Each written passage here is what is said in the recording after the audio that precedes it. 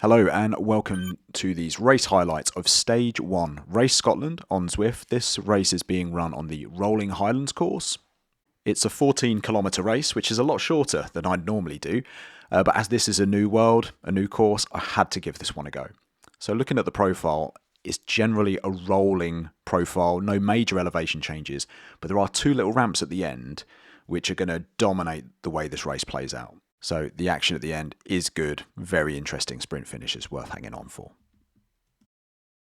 So we're already underway.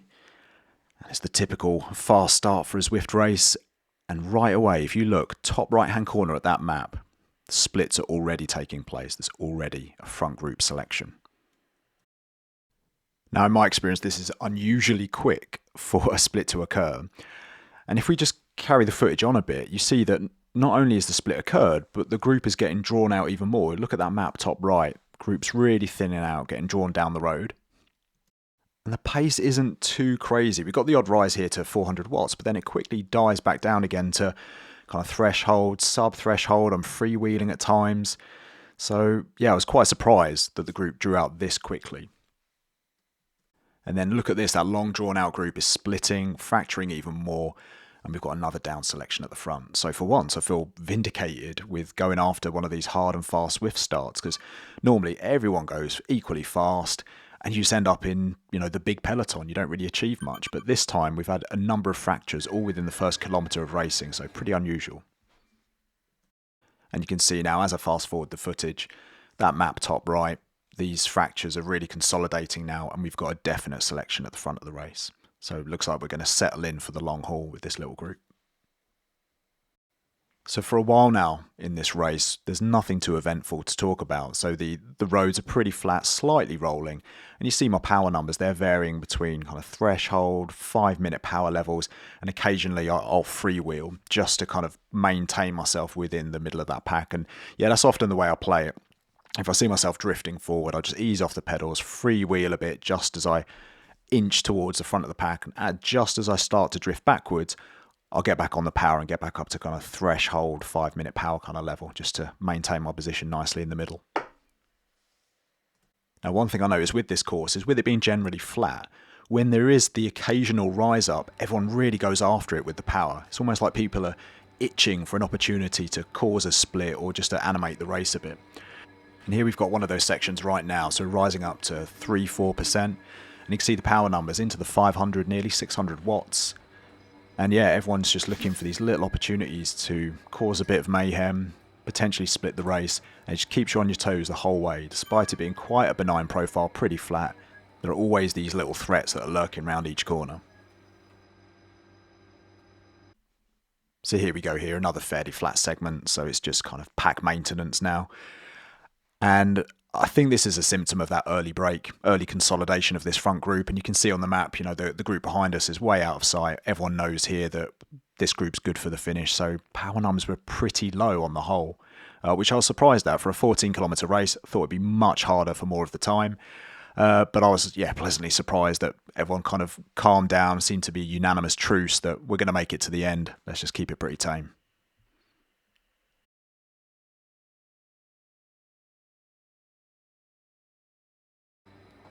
So here we go. This is the first significant climb of the race so far. This one gets up to about 7% and is a good kind of 30 seconds long.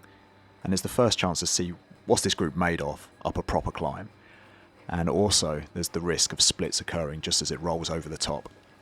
So you can see here power numbers in the kind of mid 400s. And I thought everything was settling down. I dropped down to about 180 watts there. And then I saw this kind of group emerging at the front, starting to peel away. So you can see me bottom left in a minute, get back out the saddle and give it about 550 odd watts just to make sure that I'm not going to lose contact with that front group. And then as we get up to this banner here, I'm thinking, right, this is a definite break opportunity. And I could see this grouping here of fair few riders look like we're going to achieve a split. And then soon after, I find myself right at the front of the pack, and you see my power numbers dropping to like 80 odd watts there. I was starting to feel a bit embarrassed by going after it so hard. I thought, yeah, nothing's going to happen. We're going to rebunch.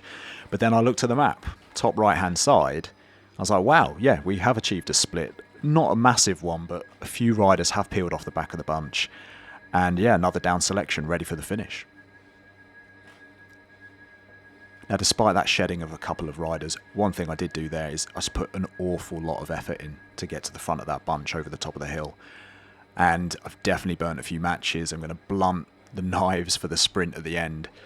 So, yeah, I was a bit too eager, a bit too anxious about what may occur there break-wise, and I could have done with just sitting in the pack, just like observing from afar and just making sure I wasn't in the back couple of people up that hill, which would have been much easier than what I ended up doing.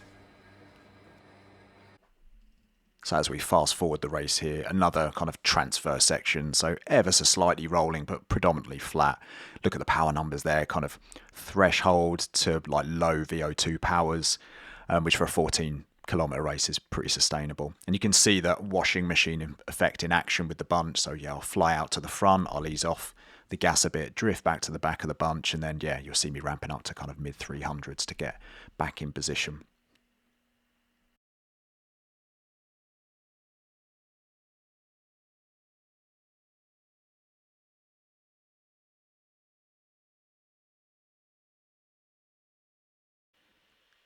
So in terms of physical condition at this stage, I was feeling generally pretty good. My legs, though, had been ever so slightly dented by that effort up the hill to ensure that I didn't miss a break. So yeah, probably went a little too hard there, took a little too much out, but still I'm confident at this point that I can play a part in the finale. I can finish kind of top 10 or so in the sprint.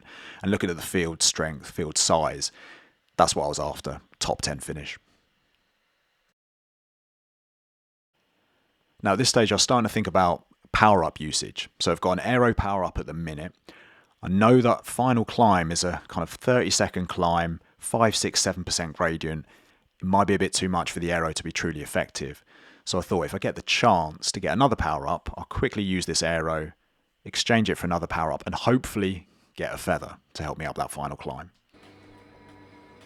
So yeah, I've just slowed down the footage here because we come to another rise in the road, and yeah, typical of this race so far, every little rise is met with a bit of high power action, and I start to ramp up the power into the high 300s, mid 400 watt range, and you can start to see on that map top right, there's the semblance of a split happening, and I almost can't believe it's such a subtle rise in the road, but we're getting drawn out again. People must be really putting power through those pedals. So I go after that front group, fearing that the split is on. And yeah, that is just what happened. If you look at that map now, top right, genuine fractures, another down selection. And yeah, we thinned out the group once more.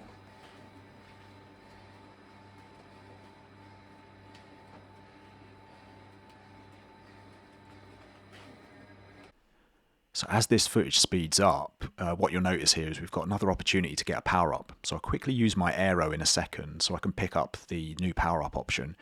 And I was hoping to get a feather, but what I didn't realise is there's no feathers on this route. It's just either the van or the aero helmet. So I managed to get a van, which means I benefit from added draft effect when I'm sitting behind people.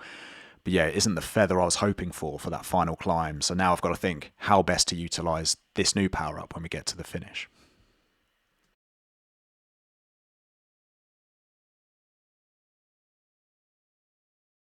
So I'm slowing down the action now because we're coming up to the key finishing elements of this race, and that's these two ramps before the end. So this first one coming up is relatively steep, probably only about 25, 30 seconds of effort, but I'm already starting to get anxious about my positioning and about my level of effort I'm putting in just leading up to this climb. So yeah, nervous times ahead because there's not much recovery opportunity. After this first ramp, got a bit of a descent, then we're straight into the final ramp, another kind of 30 seconds. Up a 5, 6, 7% climb. So we're just coming to the bottom of the hill now, just about to enter the climb. I'm sitting kind of mid to front pack, and I get out the saddle, start to put out about 500, 550 watts. And I was trying to measure my effort here. I didn't really want to go too much into the red, but as it's been throughout this race, I got really anxious about split potential. And this guy out front, Almeida, he was concerning me, so I kind of went after him. So I'm starting to think now that I may have done a little bit too much too early on that climb. Because even though I put in the odd dig now just to keep contact, as we go over this hill, I start to look at the map and I see that, okay, the group has thinned out a fair bit, but I wasn't confident we were going to get a lasting split.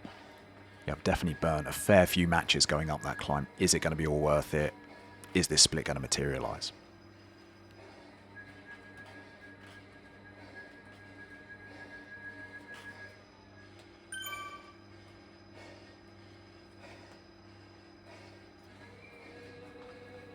So motivationally, this was quite an important time for me. So even though the action's pretty benign at the moment, right now I looked at the map, saw the fractures that had occurred in the bunch, and yeah, I was quite enthused by the damage we'd done to the group. Another clear down selection, and we've probably only got 25 riders now in this front group, and my chances of a top 10 have gone up considerably. I'm going to play this bit real time now because we're just about to get to that finishing climb. I made a pact with myself in my previous race that if people jumped for the sprint early, I was just going to follow them, irrespective of how confident I was of being able to sprint to the end from that distance. So here, I've got my finger on the trigger, ready to jump at the minute I see someone break away. And what I'm going to do is I'm just going to let this sprint play out, and then I'm going to reanalyze it in a replay afterwards. So here we go, 500 meters to the end. You can see what a mess I make of this.